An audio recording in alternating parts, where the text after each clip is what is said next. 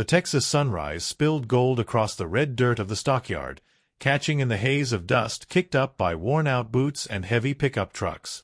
It was auction day in Miller's Creek, the kind of town where names still carried weight and stories stuck longer than fences in dry ground. The morning air was thick with the smell of hay, old diesel, and coffee poured from thermoses dented by years of hard use. A group of men stood near the metal railings, their cowboy hats tilted low against the rising sun. Ruger Jack's hollow branch leaned on the gate, chewing the stem of a weed like it might offer wisdom. Zeke Van Dustrow, older and sharper around the eyes, let out a low chuckle as he nodded toward the center of the corral. "Look at that thing," Ruger Jack muttered. "Ain't got a prayer." Lying in the center of the arena was a newborn foal, tiny, trembling, and unmistakably blind. The sun glinted off its pale eyes, and every sound made it flinch. Its coat was the color of cinnamon dust, and a patch of white bloomed across its forehead. The name on the clipboard was Velvet, but to the crowd gathered that morning it may as well have been useless. Crowder Flint Reese, the auctioneer, stood on the platform, microphone in one hand, attitude in the other. "All right, folks, here's a special one for you. Blind, bony, and brave just to be standin'. Let's start the bidding at, let's say $10. Anyone got a soft heart and a loose wallet?" The laughter was instant, a wave of dismissive amusement from the gathered cowboys. Velvet tried to rise, her thin legs buckling under her. She fell again, a soft grunt escaping her lips. Crowder shook his head. "Thought so." That's when the crowd shifted, just a little. A figure had stepped out from behind an old rusted truck, walking toward the arena like he didn't hear the murmurs or didn't care. His jacket was patched and coated in dust, and his boots looked like they'd walked farther than any of the men watching had driven. His beard was long, wild, and gray, and his knit cap sat low on his brow. Someone whispered, "Ain't that Beauford Lynx Carrawell?" "Can't be. He's long gone." Buford didn't speak. He simply stepped into the ring, slow and steady, ignoring Crowder's protest. The old man dropped to his knees in the red dirt beside Velvet. His hand, cracked and weathered, touched the foal's muzzle with a tenderness that didn't belong in a place like this. Velvet stopped trembling. The foal leaned into the touch, breathing slow and deep, as if recognizing something no one else could see. Buford leaned closer, whispering something in her ear. Nobody heard the words. But the laughter died. And what happened next would leave the entire town speechless. For a moment, no one moved. The only sound was the gentle sniffing of Velvet as she rested her head against Beauford Lynx Carrawell's knee. A gust of wind swept through the yard, rustling the hats of the men along the fence and lifting the corner of Crowder Flintree's auction book. Buford stayed kneeling, his hand steady on the foal's warm cheek, as if the world outside that moment no longer existed. Crowder cleared his throat, trying to regain control of the situation. "All right, folks," he barked, voice sharp. "This ain't a rescue mission. We're here to move livestock, not babysit rejects." He stepped closer to the platform's edge. "Old man, unless you're placing a bid, I'm gonna need you to." "I'll take her," Buford said, without raising his voice. It wasn't a declaration. It wasn't even loud. But it cut through the crowd like a knife through burlap. Some of the cowboys snorted. Others exchanged puzzled glances. One man at the back whispered, "What in God's name is he gonna do with a blind foal?" Ruger Jack muttered, "That man doesn't even have a truck, much less a barn." Zeke Van Dustrow grunted in agreement, arms crossed. But Crowder squinted, stepping back from the edge of the platform. "You got cash, old-timer?" he asked, suspicious. "This ain't a charity auction." Buford finally rose to his feet. Slow. Deliberate. He reached into the inner pocket of his dusty coat and pulled out a wad of folded bills, crumpled, faded, but real. He held them up with fingers that shook slightly from age or memory. $10, he said. No more. That's all I've got, and she ain't got any more time." Crowder opened his mouth to protest, but something in Buford's eyes gave him pause. Not pity, not madness. It was something older. Something he remembered from another time, maybe when he was young and still believed horses had souls. He sighed, then nodded. "Sold," he muttered, almost reluctantly. The crowd didn't cheer. They didn't clap. They just stood there in silence, watching the old man kneel again and whisper to Velvet one more time. From behind the fence, Dallin Joe Creekmore watched everything with wide eyes. Her daddy had brought her to see the auctions for the first time, and already she was seeing something none of them would ever forget. She didn't know who Beauford Carrawell really was. Not yet. But something about the way the foal leaned into his voice made her wonder if maybe this wasn't the end of Velvet's story, but the beginning of something much bigger. The dust had barely settled when Beauford Lynx Carrawell lifted Velvet into his arms. She was lighter than expected, all ribs and trembling muscle, but she didn't resist. Her head rested against his shoulder like she knew she finally belonged to someone. No halter, no rope. Just the quiet understanding between a broken man and a discarded foal. The crowd began to scatter, muttering as they went, unsure whether they had witnessed something beautiful or something pitiful. Dallin Joe Creekmore stood frozen, watching Buford disappear down the dirt road with Velvet in his arms. Her father tugged her sleeve. "Let's go, darlin'. That man's nothin' but a ghost around here." But she couldn't stop thinking about the way Velvet had stopped shaking the second Buford touched her. She had seen horses her whole life, but never a moment like that. And deep down, she knew there was something more to the old man than worn boots and silence. Buford walked for nearly 2 miles, past dry fields and barbed wire fences, until he reached a crumbling shed behind an abandoned feed store. This was home, if you could call it that. A warped roof, a pile of old blankets in the corner, and a rusted water basin. He set Velvet down carefully on the ground, using a rolled-up tarp as bedding. "You'll sleep here tonight," he whispered. "Ain't fancy, but it's dry." The foal sniffed at the dusty floor, then laid her head down with a soft exhale. Buford sat beside her, his back against the wall, eyes on the cracked wood above. The wind outside howled through the gaps like old voices calling from the past. Names and places he hadn't let himself think about in years. Saviru, her laugh on the porch swing, the baby that never came home, the ranch he'd lost, and the man he used to be. He looked down at Velvet, her tiny chest rising and falling like a metronome for his guilt. "You don't know it yet, little girl," he said softly, "but you just might have saved me."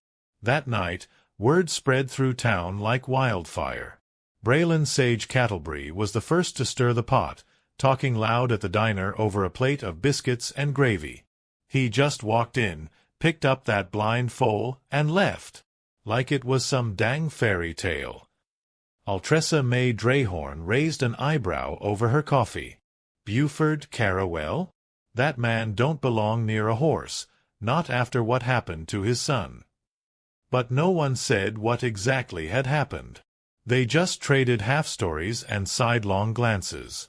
And outside town, beneath a torn-up Texas sky, Buford whispered to the dark, "I ain't runnin' this time." The next morning arrived slow and heavy. The air was cooler than usual, laced with the scent of damp wood and old hay. Inside the leaning walls of the abandoned shed, Velvet stirred. Her ears twitched at every creak of the wind, and she gently nosed the tarp beneath her. Buford had been awake for hours, watching her, listening to her breathe like a father watches a newborn. Guarded, cautious, uncertain if the world will be kind. She stood, shaky but determined. Her legs bent and quivered under her, but this time she stayed up. Buford moved slow, as if not to break the magic. He stepped forward and rubbed the side of her neck. "Well, look at you," he whispered. "Standin' like you got somewhere to be." Velvet turned her head, unseeing, but somehow aimed her nose toward his voice. The trust was growing. not in sudden leaps, but in slow, quiet inches. He led her outside with a rope made of old bedsheet strips, guiding her gently with sound and patience. Every step she took was unsure, but not afraid. The sun was just peeking over the fields, casting a soft golden light across the weeds and gravel. Buford watched her hooves press into the dirt like it mattered. Like she was already rewriting her fate, one unsteady step at a time. Back in town, Crawder Flintreese wasn't done talking. "That old man's gonna get that foal killed," he said to Zeke Van Dustrow behind the feed store. "Blind horses ain't worth spit. They spook easy and break their legs. You know how this ends." Zeke Van spat in the dust, not answering. Something about the way Buford had moved, calm, controlled, had unsettled him. Like maybe there was more to the man than whiskey breath and ragged clothes. Meanwhile, Dallin Joe couldn't stop thinking about Velvet. At school, her notebook was filled with little sketches of the foal, a heart beside every pair of clouded eyes. That night, after supper, she snuck out with a slice of cornbread wrapped in a napkin and walked 2 miles along the fence line. She didn't tell anyone where she was going. She just needed to see if Velvet was real. When she reached the edge of town, she spotted the crumbling shed and the silhouette of Buford sitting outside, humming some low, aching tune. Velvet stood beside him, wobbling but proud, her head raised to the wind. Dallin didn't step forward.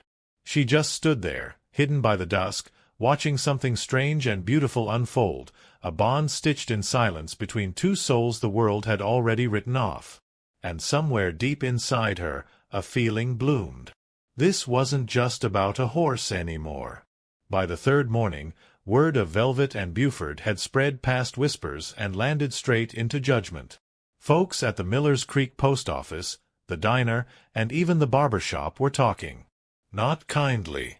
"It's unnatural," Braylon Sage Cattlebury hissed over her hair curlers. "That horse should have been put down. What's Buford trying to prove, raising a blind animal like it's a miracle?"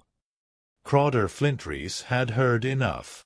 He slammed his coffee cup down at Altressa May Drehorn's kitchen table and stared hard at her. "You got pull in this town. That man's not stable. He's squat tin, behind a condemned building with a half-dead foal. If someone don't step in, there'll be a tragedy. And when it happens, we'll all be blamed for letting it." But Altressa, stone-faced as ever, leaned back in her chair. "I remember Buford before the whiskey, before the silence. That man could break a wild horse with a whisper. Maybe he's broken now, but I've seen what people can rebuild." Crawder didn't answer. His silence spoke louder than argument. Meanwhile, Buford had begun talking again, not to people, but to Velvet. Every morning, he walked her farther along the pasture near the old train tracks. He hummed, told stories, and gave her commands in a soft voice, teaching her to follow sound and rhythm. "You ain't broken," he'd whisper. "You're just different. And different scares folks that ain't brave enough to understand it." Velvet responded. Day by day, she stumbled less, lifted her head more. She followed his steps, trusted his voice. At night, when the wind howled, she curled beside him under the tin roof, and he'd hum lullabies from another life, back when Saviru Moonridge would sit on the porch swing, belly round with hope, singing to the child they never got to raise. Then came the knock. Late evening.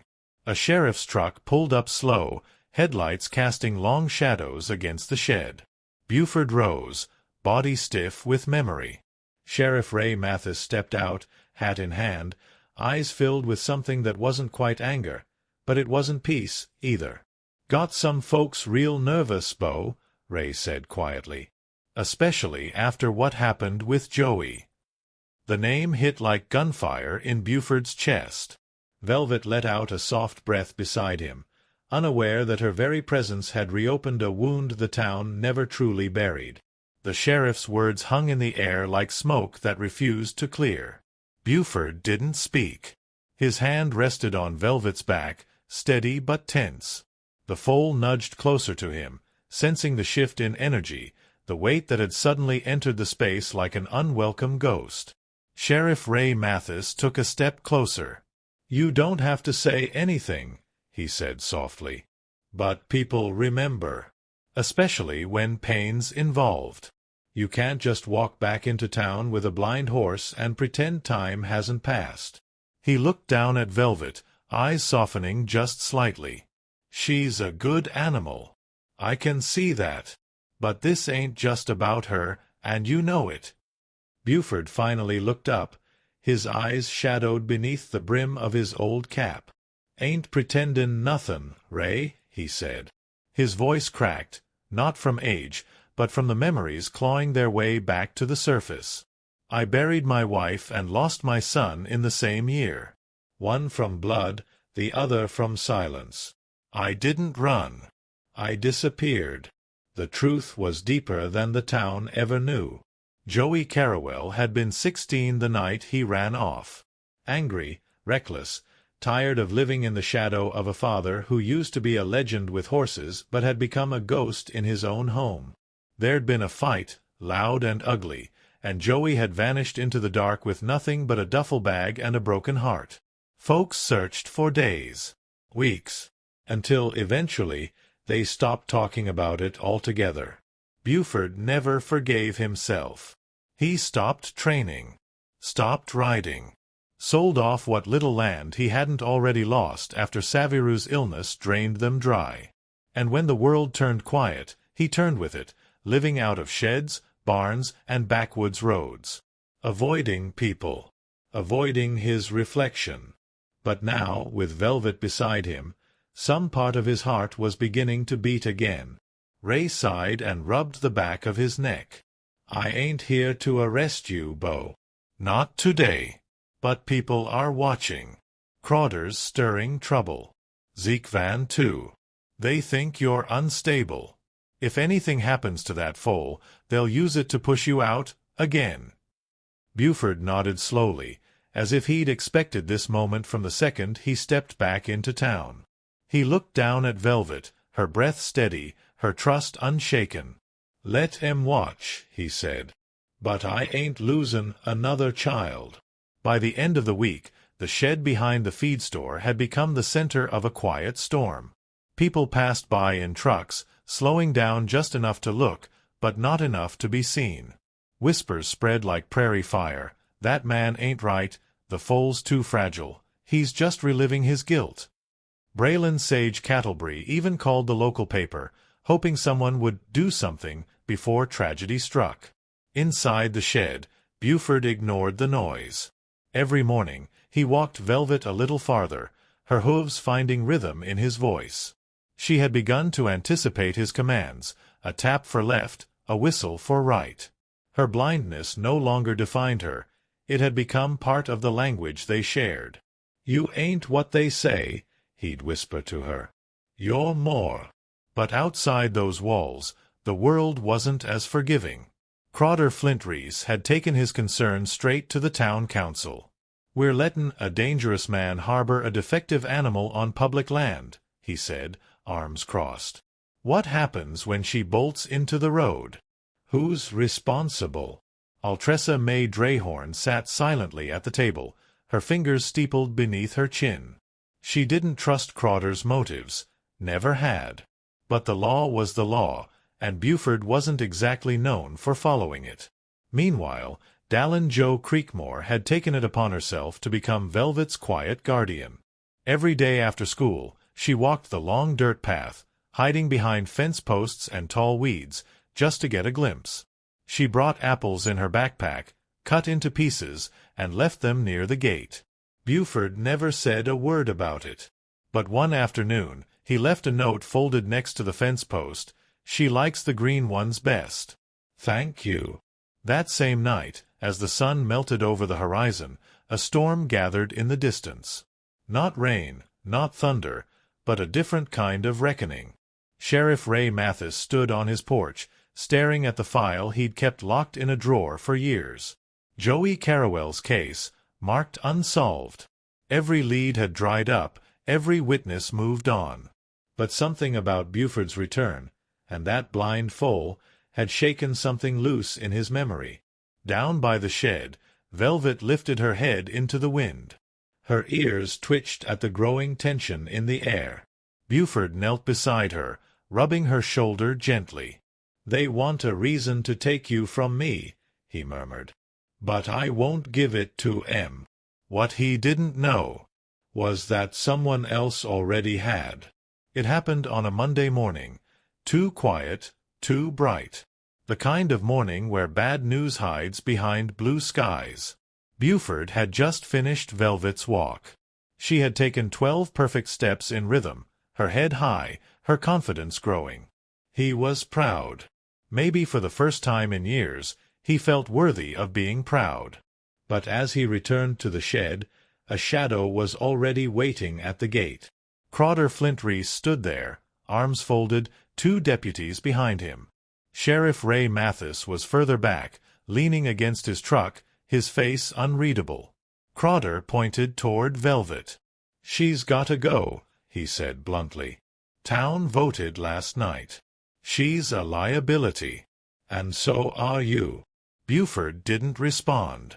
Not right away. He placed a hand on Velvet's shoulder, shielding her like a father would a child. "She's done nothing wrong," he said quietly. "She's just alive." "Alive's not the same as safe," Crowder snapped. "That animal can't see, can't defend herself, and you ain't got the means to care for her proper. You're squattin' on land that don't belong to you, Carrawell. We gave you time. You had your shot at redemption." Buford's eyes narrowed, his jaw tight. "You didn't give me anything. You're just scared of what don't fit inside your idea of useful." Then Sheriff Ray stepped forward, file in hand.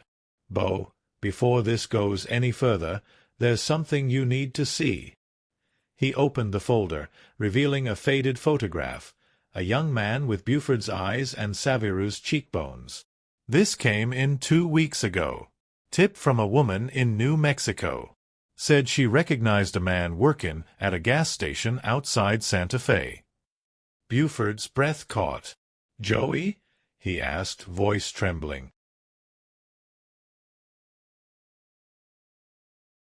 Ray nodded. "Goes by J.L. Moonridge. Changed his name. Changed his life. Didn't want to be found, Bo. Said he left 'cause he thought you didn't want him any more." The world tilted under Buford's boots. All this time he'd blamed himself for the fight, the silence, the disappearance. But now, knowing Joey had lived, grown, and chosen to stay gone, it cracked something deeper than grief. Crowder didn't wait.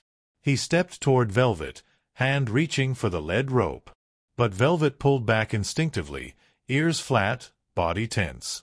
She let out a startled snort, blind but aware that danger had entered her space. Buford stepped in front of her. "You ain't talkin' her," he said, voice low, dangerous now. "Not without goin' through me." And for the first time, the town saw the man he used to be. The silence that followed Buford's words was heavier than any threat. Crowder Flint Reese froze mid-step, his fingers inches from Velvet's halter. The foal trembled behind Buford, but didn't move. She trusted the space he created between her and the world. Around them, the Texas wind stirred the red dirt, lifting it into tiny, spinning devils. Something ancient and final had settled in the air. Sheriff Ray Mathis stepped between the men before something worse happened. "Everyone calm down," he said, voice rough but steady. "This ain't the place or time." Crowder backed off, but his jaw twitched with resentment. "You're lettin' him win," he hissed. "You always did have a soft spot for drunks and ghosts." Ray didn't answer. He kept his eyes on Buford, silently begging the man not to explode. Buford didn't explode. He stepped forward, slowly, deliberately, eyes locked on Crowder. "I spent 10 years livin' in silence. You know what that does to a man? Turns him hollow. Makes him forget he's still breathin'. But this foal," he gestured to Velvet, She listens. She hears me. And for the first time in a decade, I hear myself again. I won't let you take that away. Behind the crowd, Dallin Jo Creekmore emerged from the shadows. Her voice, small but clear, rang out across the yard. She's not dangerous, she said. I've seen her. She's gentle. She trusts him. Altressa May Drehorn stepped up beside the girl, arms crossed, nodding slowly. This ain't about safety. It's about pride. And fear. And old grudges that should have been buried long ago. One by one, townspeople gathered. Some out of curiosity. Others out of guilt. Even Zeke Van Dustrow didn't speak. He simply watched, and for the first time, seemed unsure.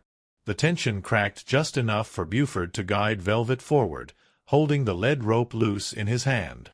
"Let her prove herself," he said to the crowd. "Just once." He clucked softly and gave a low whistle, their cue. Velvet raised her head, ears swiveling toward the sound. With every step, the town's judgment trembled. She followed Buford in a wide circle, then a figure eight, her hooves steady, her head high. Blind, yes, but not broken. Not any more. And when she stopped, resting her head gently against his chest. It wasn't just Velvet who had come home. It was Buford too. Weeks passed. The town never quite said it out loud, but something shifted that day in the dust. Beauford Lynx Carrawell, once a ghost of a man, had stood tall. Velvet, blind and once mocked, had walked with more grace than any trained show horse. And in that moment, pride, grief, and resentment all lost their grip. Slowly, the whispers turned to nods. The judgment faded into quiet respect. Crowder Flint Reese never apologized, but he stopped showing up. Altressa May made a few calls, and before long, a local vet clinic had donated feed, medicine, and a proper halter for Velvet. Tessalou Ravenmore came by twice a week to check on her, and even Zeke Van offered a bag of oats without saying a word. No speeches. No banners. Just small acts that meant everything. Velvet grew stronger. Her walk turned into a trot, and some mornings she even kicked up her heels in the pasture behind the shed. The rhythm of Buford's voice had become her compass, and their bond, strange, wordless, sacred, was now part of the town's story. Children came by to watch. Adults stayed a little longer. And Dallin Jo kept drawing Velvet in her notebook, each sketch a little brighter than the last. But one evening, Sheriff Ray came by with a letter. Buford opened it slowly, his hands weathered but steady. Inside was a return address from Santa Fe, and a single sentence written in Joey's handwriting. "I heard about the foal. I'll be there soon." Buford didn't speak for a long time. He just stood in the doorway, looking out at Velvet grazing in the evening sun. A breeze rolled across the field, soft and warm, like Saviru's hand brushing his shoulder. "You brought him back," he whispered, eyes wet but steady. "Not with guilt, not with shame, but with hope." On the day Joey arrived, no one made a fuss. No parade. No reunion photo. Just a man in his 30s stepping out of a dusty van, and an old man meeting his son halfway across the yard. No words were spoken at first. None were needed. Joey knelt beside Velvet, stroked her neck, and looked up at his father with a quiet, breaking smile. Buford placed a hand on his son's shoulder. "She was blind," he said softly. "But she saw me when no one else did." Joey nodded. "Maybe now we both can." And under the wide Texas sky, father and son stood side by side, not fixing the past, but walking forward with it.